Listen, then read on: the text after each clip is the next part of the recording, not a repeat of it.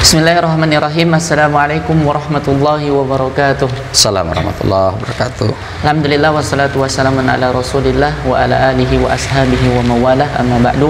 Baik, pada kesempatan kali ini kita akan membahas seputar tentang siapakah itu Syiah, Ustaz. Iya. Jadi di sini bersama kami Ustaz Hafizuddin Siddiq yang akan memaparkan bagaimanakah dan siapakah Syiah itu sebenarnya.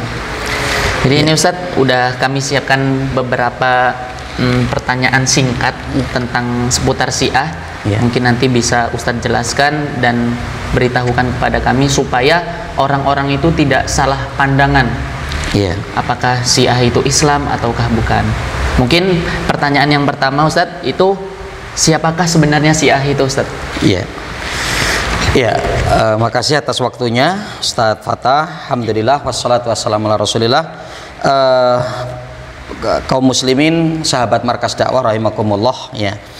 Ketika kita berbicara tentang Syiah, ya, yang bisa jadi hal ini juga masih asing ya di tengah-tengah masyarakat atau di sebagian kaum muslimin, ya. Apa itu Syiah, ya? Dimana Syiah itu kalau kita akan lihat dari sisi bahasa, Syiah itu berarti adalah al-atba awil al-ansor, ya. Jadi pengikut atau penolong, ya, atau kelompok, ya. Maka dalam Al-Quran pun itu kan dikatakan ada Syiah Nabi Musa dan Syiah dari musuh Nabi Musa, ya. Artinya itu yang dimaksud adalah kelompok, ya. Nah, itu secara bahasa. Adapun Syiah secara syar'i, dan inilah yang untuk kita ambil, ya, pengertian ini, ya, bahwa Syiah itu adalah satu istilah yang digunakan untuk menyebutkan satu aliran yang meyakini bahwa Ali bin Abi Thalib dan keturunannya adalah imam-imam bagi umat setelah Nabi Shallallahu Alaihi Wasallam, ya. Jadi istilah yang digunakan untuk satu kelompok atau aliran yang meyakini bahwa sahabat Ali bin Abi Thalib itu dan keturunannya adalah imam-imam bagi mereka, imam-imam bagi umat setelah Rasulullah, ya. Sehingga kalau kita akan mendapati kan diantaranya mereka meyakini bahwa yang berhak untuk menjadi pemimpin setelah Rasulullah itu adalah sahabat Ali, kan seperti itu. Yang diantaranya adanya subhat dalil hadis tentang peristiwa Ghadir-Hum itu kan gitu, ya, di satu perbatasan antara Mekah dan Madinah, berada di satu tempat yang nama Ghadir-Hum, yang ketika itu Rasulullah memang pernah mengatakan atau memegang tangan Ali, ya, man kuntu maulahu fa aliyuhu maulahu, ya, man kuntu waliyuhu wa aliyu maulahu, barang siapa yang pada waktu aku, ya, menjadi pemimpinnya maka Ali sebagai pemimpinnya, ya. Nah, ini ada yang mengartikan dengan artian seperti itu. Sebetulnya barang siapa yang menjadikan aku, kata Rasulullah, sebagai penolongnya, itu, ya, sebagai pelindungnya, maka Ali lah sebagai pelindungnya. Dan yang dimaksud di situ bukan pengangkatan Ali sebagai pemimpin, gitu, ya. Jadi tidak benar dengan apa yang menjadi klaim dari kalangan orang-orang Syiah, ya, bahwa sahabat Ali sudah dilantik langsung oleh Rasulullah untuk menjadi pemimpin setelah Rasulullah, ya. Jadi itu kaitan dengan Syiah, ya, pengertian daripada siapakah Syiah itu, yang nanti juga diantaranya ringkasnya Syiah itu adalah satu kelompok atau satu aliran yang mereka melebih-lebihkan sahabat Ali bin Abi Thalib, melulukan daripada sahabat Ali bin Abi Thalib, yang bahkan kita akan mendapati sampai mereka memosisikan sebagai sampai kepada derajat uluhiyah, artinya menganggap Ali itu sebagai Tuhan, itu yang nanti kita kenal dengan istilah Syiah Hulat, ya, Syiah ekstrim, yang dimana mereka meyakini bahwa contoh seperti ketika terjadi hujan itu adalah Ali sedang menangis, ketika terjadi petir itu adalah Ali sedang marah. Nah, ini kan satu bentuk berlebih-lebihannya kepada sahabat Ali bin Abi Thalib, ya, mungkin begitu. Wallahu a'lam bishawab. Baik, sahabat markas dakwah sekalian, tadi telah dijelaskan bahwasanya Syiah itu mereka yang menganggap Ali dan keturunannya sebagai para imam mereka, Ustaz, ya. Begitu. Kemudian ini Ustaz, Syiah itu kan tentunya ada apa namanya, penerbit, bukan penerbit, maksudnya pendiri, maksudnya pencetus ajaran Syiah pertama kali. Nah itu sejarahnya bagaimana Ustaz tentang Syiah sendiri? Ya, alhamdulillah wassalatu wassalamu ala Rasulillah. Jadi kalau kita akan melihat kepada sejarah yang nanti ini disepakati di kalangan para ulama, Syiah itu muncul setelah terjadinya perang Siffin, ya, ketika pecahnya Khawarij dan berkumpulnya mereka di sebuah tempat yang namanya Nahrain, ya. Nah, itu sejarah dari kemunculan Syiah, ya. Yang kemudian ini sebetulnya adanya satu pemanfaatan kondisi, ya. Maka kalau kita nanti akan melihat bahwa Syiah itu dicetuskan oleh seorang Yahudi yang dia pura-pura masuk Islam, ya, yaitu Abdullah bin Sabah. Pada waktu ketika masa pemerintahan ketika itu tidak dalam kondisi baik-baik pada waktu itu, ya,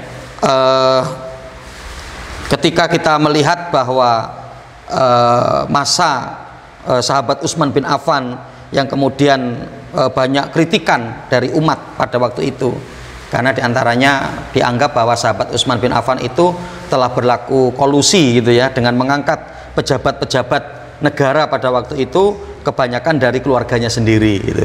Nah, kondisi kericuhan ini, ya, kemudian dimanfaatkan oleh sekelompok orang, ya. Itulah munculnya mereka orang-orang Syiah yang dimonotori oleh seorang Yahudi, apa namanya, yang mereka pura-pura masuk Islam, yaitu Abdullah bin Sabah, ya. Abdullah bin Sabah inilah biang kerok yang terjadi munculnya daripada pemikiran Syiah itu.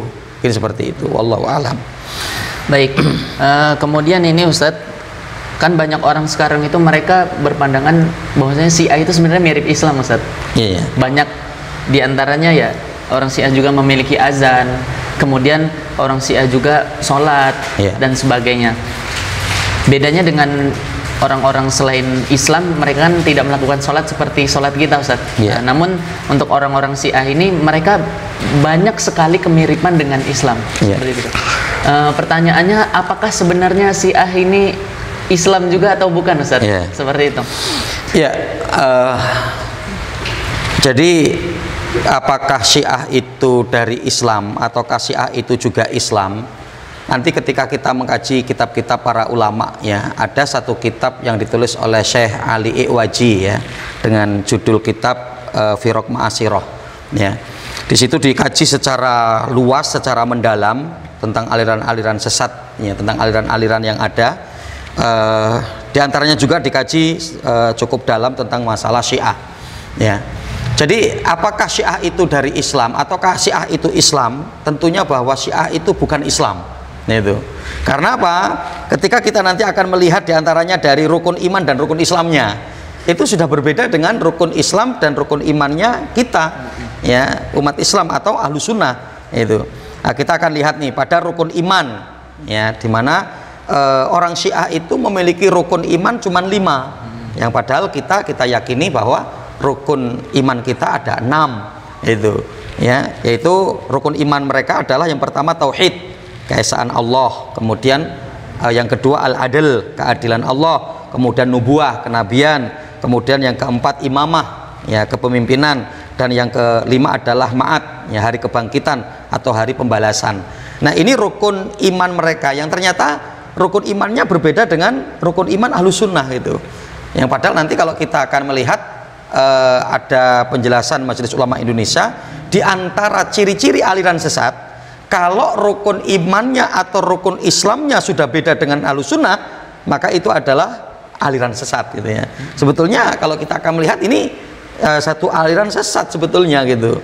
Tapi kita mendapati apa namanya, mereka dilindungi, gitu. Mereka ada, gitu ya, yang kemudian mereka berlindung di balik Ijabi atau ABI, ya, Ahlul Bait Indonesia atau Ikatan Jamaah Ahlul Bait Indonesia, gitu. Dan kita juga melihat pada rukun Islamnya juga berbeda, ya, meskipun secara jumlah sama 5, ya, tapi kita akan lihat di sini rukun Islam mereka adalah sholat, ya, zakat, puasa, haji, kemudian wilayah atau loyal kepada pemimpin, ya. Selalu kadang kita melihat ciri-ciri Syiah itu yang selalu berbicara keloyalan kepada pemimpin, keloyalan kepada pemimpin. Dan yang dimaksud pemimpin itu adalah pemimpin-pemimpin mereka gitu, pemimpin-pemimpin mereka.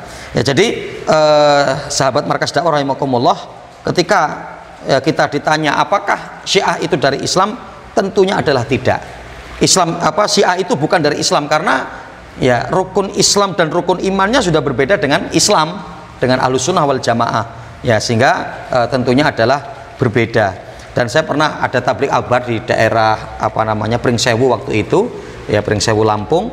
Ya, ternyata setelah saya memaparkan tentang masalah Syiah, terutama jamaah ibu-ibu itu, mereka pada heran gitu. Oh, ternyata Syiah itu bukan Islam gitu kan. Ya, ternyata mereka selama ini meyakini bahwa Syiah itu adalah Islam itu. Nah, maka ini untuk menjadi satu kewati-wantian, meskipun nanti kalau kita melihat terkait dengan berbicara tentang masalah kondisi Syiah itu, di mana mereka ada yang sudah dalam pemahamannya dan mereka ada yang belum. Nah, yang belum ini mereka diantaranya adalah masih masuk dalam ranah taqiyah, gitu, yaitu kamuflase gitu ya, untuk menyembunyikan akidah mereka gitu ya, yang sehingga kita akan mendapati mereka itu hari ini masih kajiannya ya sama seperti Ahlussunnah. Mereka mengkaji Sahih Bukhari, mereka mengkaji Bulughul Maram gitu ya, kitab-kitab Ahlussunnah gitu, yang mereka adalah untuk bertakiyah sebetulnya, karena takiyah itu adalah ajaran mereka, akidah mereka. Artinya dusta itu adalah ajarannya orang-orang Syiah gitu. Mereka membuat satu kaidah dengan mengistilahkan dengan at-taqiyatu dini ladina liman la taqiyata lahu. Ya, berbohong itu adalah agama kami, yang mereka tidak berbohong itu berarti belum beragama menurut mereka gitu. Nah, mungkin seperti itu. Wallahu taala alam. Baik, alhamdulillah telah kita dengarkan. Kemudian ini Ustadz, pertanyaan yang sedikit menjadi tanya jawab, bahan pertanyaan bagi para masyarakat itu tentang imamah di dalam Syiah, Ustaz. Bagaimana mereka menyikapi para imam-imam mereka? Apakah mereka menganggapnya hingga derajat uluhiyah, ketuhanan, atau hanya sekedar imam biasa, pemimpin biasa, seperti itu, Ustaz? Iya. Alhamdulillah wassalatu wassalamu ala Rasulillah. Jadi di mana bahwa tentang keimamahan, tentang kepemimpinan yang dilakukan oleh orang-orang Syiah, jadi ada di sebagian mereka yang memang sampai kepada tingkatan ekstrim hulat, ya, sampai kepada tingkatan ekstrim hulat, yang kepada kehulatan itu, keekstriman itu memang mereka sampai memosisikan sebagai derajat uluhiyah, ya. Jadi berlebih-lebihan kepada imam-imam mereka, ya, yang kalau kita kenal dengan istilah 12 imam, ya, atau imam Isna Asyariyah gitu ya. Ada 12 imam yang nanti mulai dari sahabat Ali, kemudian Hasan, Husain dan seterusnya, sampai nanti terakhir itu Imam Mahdi Al-Muntadhor, ya, Imam Mahdi yang terakhir, yang menurut mereka di mana Imam Mahdi yang Muntadhor ini sedang berada di dalam sebuah gua dengan membawa mushaf mereka, yaitu mushaf Fatimah gitu. Nah, di mana yang pada tingkatan ekstrim itu nanti seperti itu, sampai memosisikan kepada martabat uluhiyah. Yang minimal itu mereka meyakini bahwa imam-imam mereka itu maksum, gitu. Imam-imam mereka itu terjaga dari dosa. Artinya imam-imam mereka itu tidak mungkin terjerumus kepada satu dosa. Padahal yang kita pahami tidak ada yang maksum kecuali Rasulullah, begitu kan? Kecuali Rasulullah. Nah, maka itu mungkin kaitan dengan keimamahan bagi mereka dari kalangan orang-orang Syiah. Mungkin begitu, wallahu a'lam bishawab. Baik Ustaz, tadi kan sudah dijelaskan bahwasanya Syiah itu bukan Islam, Ustaz, ya. Ya. Kemudian bagaimana pandangan para Syiah ini terhadap Ahlul Bait, keluarga Rasulullah, Ustaz? Ya. Seperti itu. Mungkin sedikit dijelaskan. Alhamdulillah wassalatu wassalamu ala Rasulillah. Ya, ini memang sesuatu yang sangat istilahnya banyak terjadi ya di tengah-tengah masyarakat, terutama ketika menyebarnya daripada pemikiran-pemikiran Syiah. Kadang memang kita lebih cocok sebetulnya berbicara tentang Syiah ini, mereka adalah satu aliran, satu agama, keyakinan, kepercayaan yang mengikuti hawa nafsu sebetulnya kan. Ya, mengikuti hawa nafsu yang tidak kemudian berdasarkan gitu kan. Ya. Maka kadang bagi kita pun ketika nanti mendalami tentang masalah Syiah itu kayaknya seolah-olah apa memang begitu gitu kan. Ya seperti tadilah keyakinan orang-orang Syiah bahwa ketika terjadi hujan itu tangisnya sahabat Ali kan gitu ya, ketika terjadi petir itu sahabat Ali sedang marah. Mereka mungkin loh apa seperti itu gitu ya. Nah, nanti ketika sudah masuk pada perkara ini sebetulnya ketika mereka sudah masuk dalam kategori Syiah yang hulat, Syiah yang ekstrim ya, seperti peringatan Asyura 10 Muharram itu. Kalau kita akan lihat, kalau untuk di Indonesia ini masih terjadi, mereka pakai tangan, pukul-pukul tangan dengan mengagungkan Husain, mereka menangis histeris gitu, untuk menurut mereka agar sedikit kita merasakan apa yang dulu dirasakan oleh Husain gitu kan, ketika apa namanya mereka disiksa ya.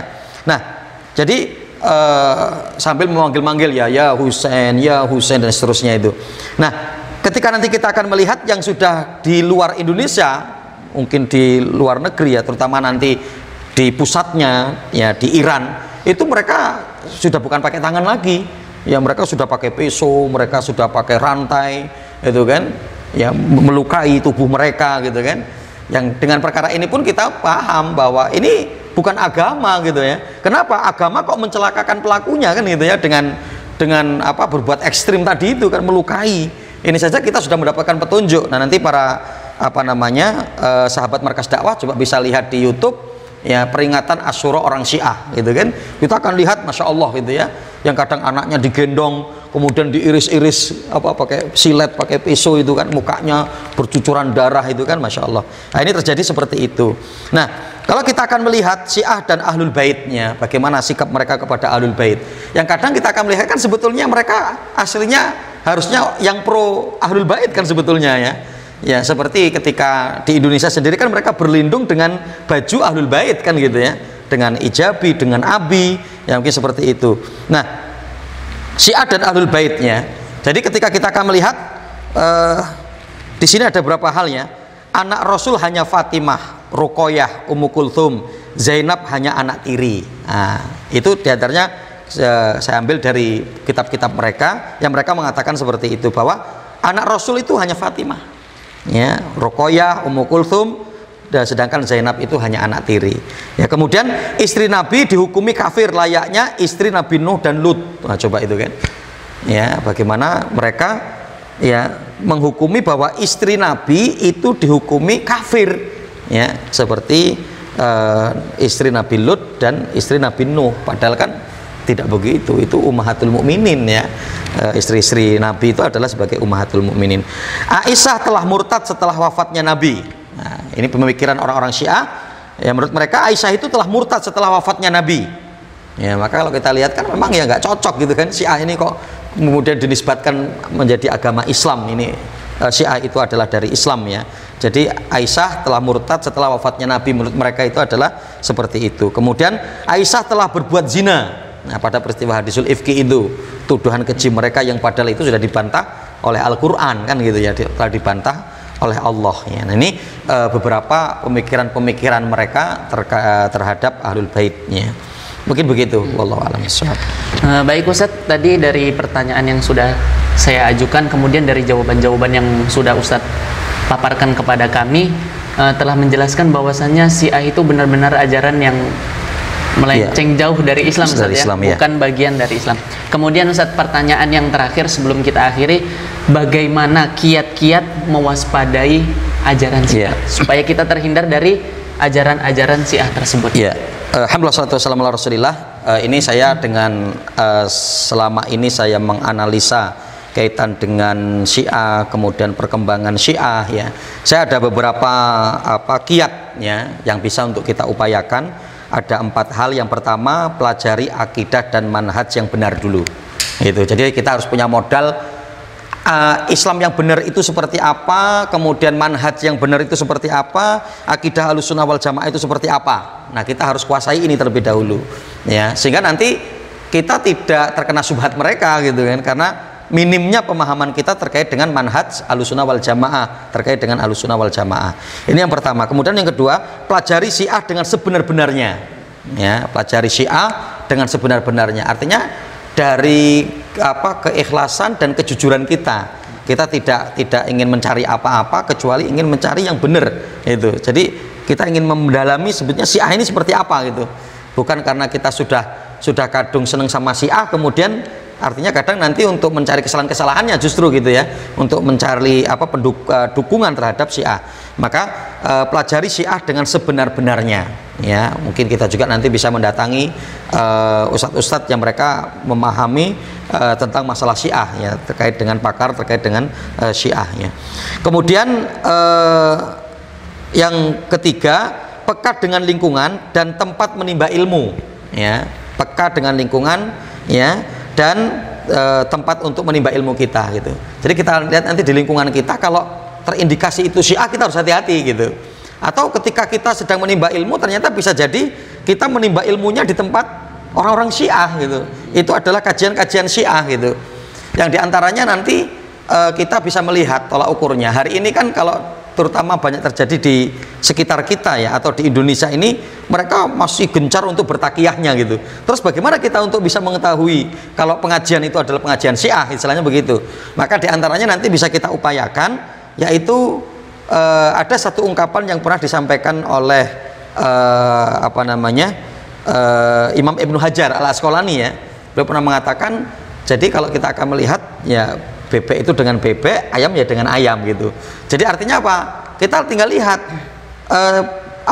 tempat majelis ilmu itu atau pondok pesantren itu suka didatangi oleh siapa gitu. Ya, jadi kalau suka didatangi oleh orang-orang Syiah ya, insya Allah itu indikasi kuat bahwa itu adalah Syiah gitu. Nah, maka bisa dengan cara seperti itu. Kemudian yang keempat, saling menasihati dan tidak egois gitu. Artinya saling menasihati, tidak egois. Artinya ya kita sampaikan itu termasuk dari majelis Syiah ya, kita harus hati-hati darinya ya. Yang kemudian kita juga tidak boleh egois. Oh enggak kok, wong itu juga yang dikaji seperti antum, contoh kan begitu, seperti kajian-kajian antum juga mengkaji fikih ya, mengkaji kitab Bulughul Maram, mengkaji Sahih Muslim, Sahih Bukhari gitu, mungkin begitu ya. Nah, maka diantaranya maka perlunya tadi siapa yang sering ke sana, kalau itu sudah terindikasi kuat ya, mungkin orang-orang dari orang-orang nasional yang dai nasional yang itu mungkin sudah maklum bahwa terindikasi pemikiran Syiah kuat, maka bisa jadi bahwa majelis taklim kita itu adalah majelis taklim juga yang menghidupkan tentang pemikiran-pemikiran Syiah. Hanya saja mereka belum menampakkan karena mereka baru atau masih bertakiyah itu tadi, mereka masih berdusta atau berbohong. Wallahu ta'ala alam. Baik, alhamdulillah sahabat Markas Dakwah sekalian, telah kita dengarkan tadi pemaparan seputar Syiah dan kiat-kiat untuk mewaspadai ajaran-ajaran Syiah tersebut. Jazakumullah khair Ustaz. Semoga apa yang Ustaz sampaikan dapat bermanfaat untuk masyarakat sekalian. Kemudian sebelum kami tutup, jangan lupa untuk terus dukung channel kami, like, subscribe, dan komen pertanyaan-pertanyaan kalian, yang mana nanti akan kita jawab pada video season berikutnya. Kemudian jangan lupa untuk nyalakan loncengnya supaya selalu dapat video-video terbaru dari kami Markas Dakwah Media. Sekian, wassalamualaikum warahmatullahi wabarakatuh.